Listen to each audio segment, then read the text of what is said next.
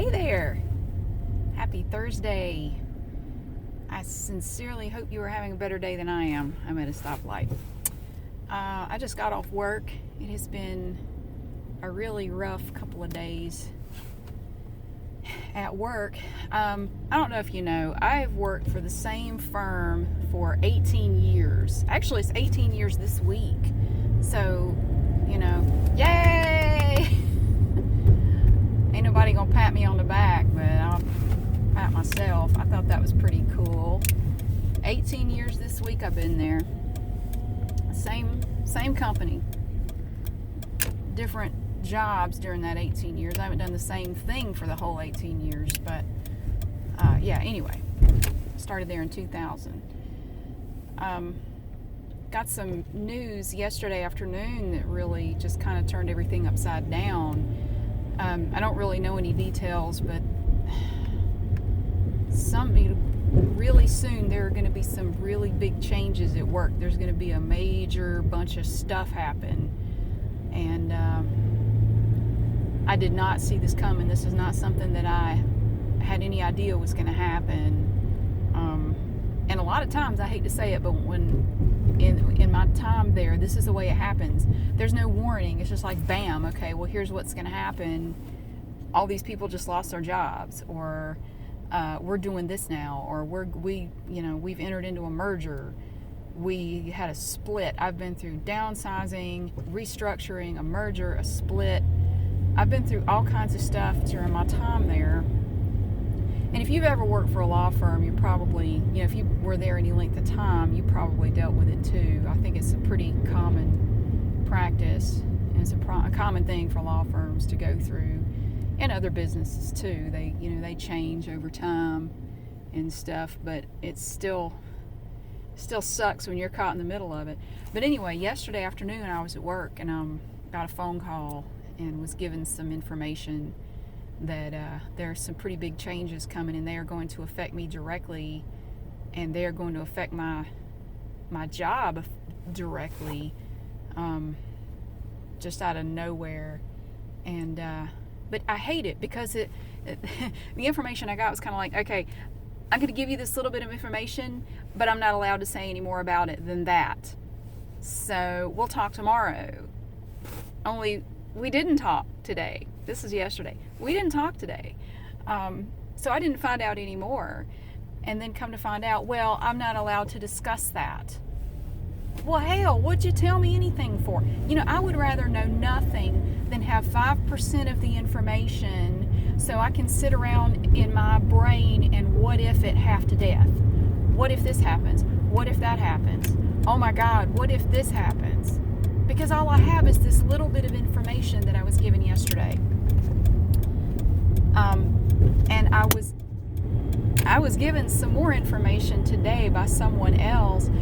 I wasn't supposed to. The only reason I found out what I found out today was because this person thought I already knew.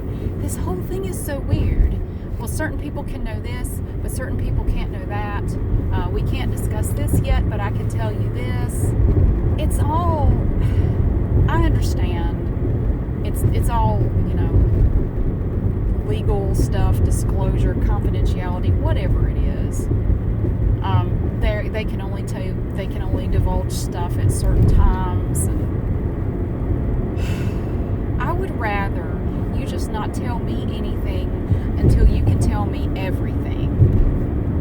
Because it's slow torture. It's kind of like when you get on a roller coaster and you start going up that slow, tick, tick, tick, tick, that uphill climb. You know what's coming, and you think you know what's coming, but all you can do is just wait. You can't speed it up. You can't do anything about it. All you can do is just wait for it to happen. And that's kind of where I'm at right now. I'm not the only one who's in this position. There are other people who are going to be affected too. It is a nightmare. It's an absolute nightmare. And when I got the call yesterday, I felt bad, but in a way I didn't feel bad, because this is just the way I am. As I'm listening to this person tell me what they had to tell me, all I could think was, well, what about me? Okay, that's fine. You want to talk about you, that's fine. But what about me? What about my job? Am I going to still have a job here when this is over? Because that is the thing that has not been made clear to me, and that is what is slowly driving me crazy. So you know what it is? I did that role play the other night with Lynette where she was talking about something going on with Trish. I think I willed this into existence somehow. Because that basically what Lynette was going through in that video, that's what I'm going through now. Something's going on, but I have very little information about it, and I'm almost afraid to ask. But it was made clear to me, well, you know everything you are allowed to know right now, and a little bit more that you shouldn't have been told, but we thought you already knew. Although how I would have found out, I don't know. Anyway, I have maybe 11% of all the information right now. And I just, I'm going crazy. I'm going absolutely nuts. But yeah, my main concern right now is, what about me? I'm not worried about the firm. I'm not worried about any of my coworkers. I hate to say it, but I'm not worried about my colleagues. I'm worried about myself and my job. I've been there a long time. I am vested. I have almost maxed out on the amount of vacation time I can get. You know, I have no desire to go start over somewhere else on a completely new job as the new person at the bottom of the scale of everything. Man, I have no desire to start looking for a job somewhere else. But depending on how this whole thing goes, I may have to do just that. And it may not be something I can do anything about. And that's what's driving me crazy. You know what? Why did you even tell me anything? Why didn't you wait until you could tell me how this was going to affect me? Why did you tell me? And then just leave me to sit around wondering until you can tell me more, which I don't know when that will be. But yeah, I'm worried about myself because, you know, I have 2 kids and a mortgage and responsibilities. I can't, I don't know. I have more than just myself to worry about here. I have to make sure everybody's taken care of. It's stressful. It is incredibly stressful. I don't know. I do not know. I don't want to go look for another job. I hate looking for a job. Anyway, it reminded me of something I hadn't thought about in a long time. Now, twice a year in my building, we have a fire drill. And we always know in advance what day it's going to be. We just don't know when during the day it's going to happen. Could be 9 o'clock in the morning, could be 4 o'clock in the afternoon. You never know. But now I used to work on a different floor, and I had a window, and I could see out. It's a gigantic truck. Wow. That thing is huge. I used to have a window, and I could see the street where the fire truck would park. And when we knew we were going to have a fire drill, it was my job to keep an eye out for the fire truck. And if we saw the fire truck, we would go ahead and run out to the elevator and go on out of the building, because if you don't get out in time, you can't take the elevator. They shut the elevators off and you have to walk down the stairs. And that, where I am, is a bunch of stairs. And I ain't about it. I'm not interested in that. But I remember this one time. This was many years ago when I worked in a completely different department. I had a supervisor that I could not stand. And the feeling was mutual, so at least we agreed on that. That was really about the only thing we agreed on, was that we hated each other. And I remember she was an older lady, and she was, I'm sorry, I think she was a bit of a hypochondriac. She spent about half her day at work Googling symptoms and diagnosing herself with stuff. That's basically what she would do almost all day, every day. And she was into ballroom dancing, and she spent the other half of the day organizing table setups and, you know, who's going to sit where for this and that event. And oh my goodness. Anyway, this one time we had this, it was the day of a fire drill, and we were talking about having to take the stairs. And then I said, you know, if if we ever had a real fire, a lot of people would get trampled to death in those stairs, because a lot of people work in my building. I bet at least 1,000 people work in this building. Now, I know if you live in New York City, that's no big deal, and you can laugh at me, but a lot of people work in this building, and all those people would have to go down the stairs and get out of the building if there was a real fire. And all the times I've had to walk down these stairs, it just sends a chill down my spine, because I think about that. I think, you know, we're all going down these stairs nice and slow and orderly. We're chatting amongst ourselves. We're laughing. But if this were a real fire, this situation would be very different. You would have people getting trampled in this stairwell. I guarantee you, people would panic and people would get trampled in here. And I was talking to my supervisor about it. I said, she said something about, oh, well, if there's a real fire, you're going to wait for me, right? You're going to help me get out of the building? And I said, no, I will not be waiting for you. Of course I won't. And she looked at me so shocked. She said, what do you mean? I said, I have a child. At this point, I only had one kid. I said, I have a child, and a small child in a family, and I'm not waiting for anyone. I'm getting myself out of this building. You are going to be on your own. So I would suggest, if you don't have comfortable shoes on, kick them bitches off and get yourself out of the building as fast as you can, because I will not be helping you out of here. And that's kind of how I feel right now. I guess just panicking about my job made me think about that. It's like, what about me? What about my job? It's not going to do any good for me to worry about anybody else anyway. I can't save anybody's job. I can only worry about my own job.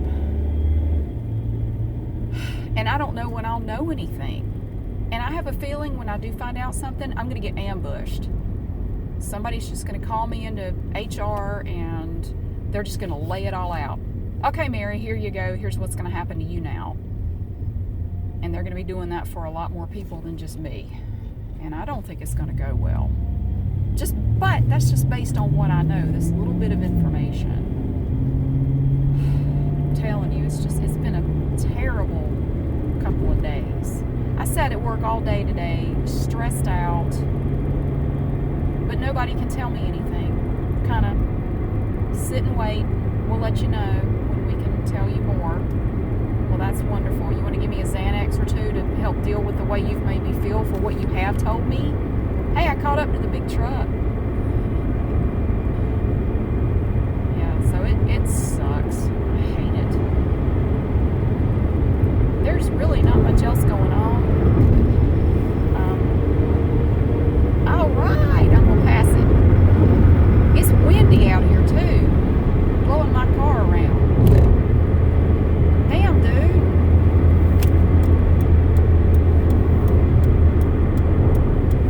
Jesus, I'm going 70. All right. It may not matter what happens to me at work. I may get run over by a Mack truck.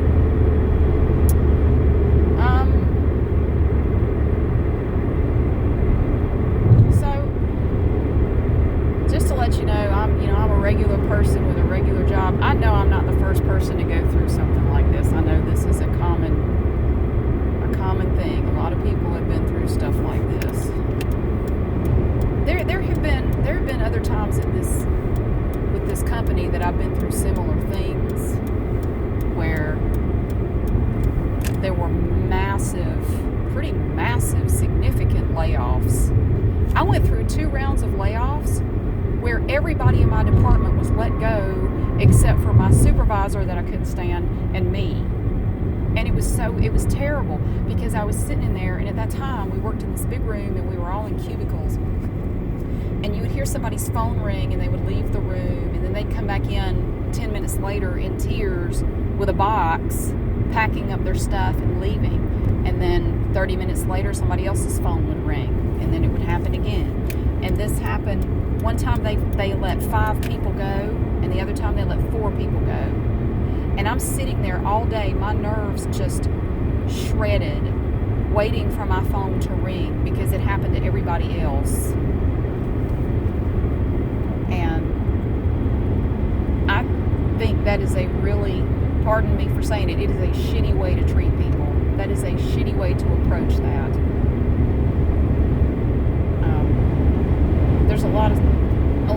things that they do, I don't care for. I kind of think they manage by fear sometimes, and they don't really care how it affects the people who work there. So in a way, I kind of wouldn't care if they fired me, because I'm about at the point now where I'd rather just get it over with. You know what? If you're going to let me go, just do it. And maybe you firing me will be one of the best things that's ever happened to me. A friend of mine who used to work there was laid off, and she got another job and is happier now than she's ever been. I may have to talk to her. I may have to tell her what's going on and see if she can get me in there. I may need it. But she's happier now than she's ever been. She said, in a way, being laid off was a blessing in disguise. I didn't think it was at the time, but it was actually a really good thing for me. So, I don't know. It could be good. It could be good. I may end up working somewhere I like better than this place. This firm used to be very different.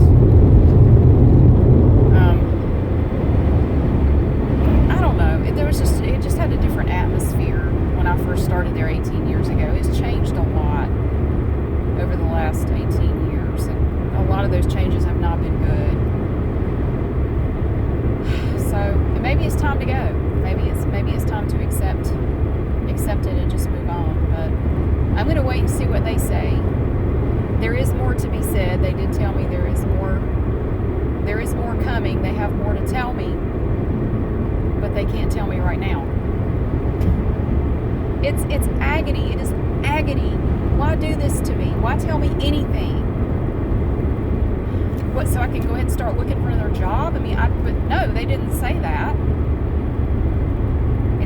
It sucks. It just sucks, you know?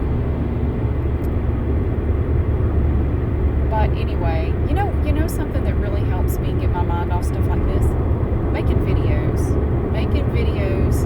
because it forces me to put all that aside. Just forget it, focus on this, and forget about that. Don't even think about it. And I don't. When I'm making videos, I'm not giving any thought to any of that stuff. And it has been a wonderful thing for me. It really has.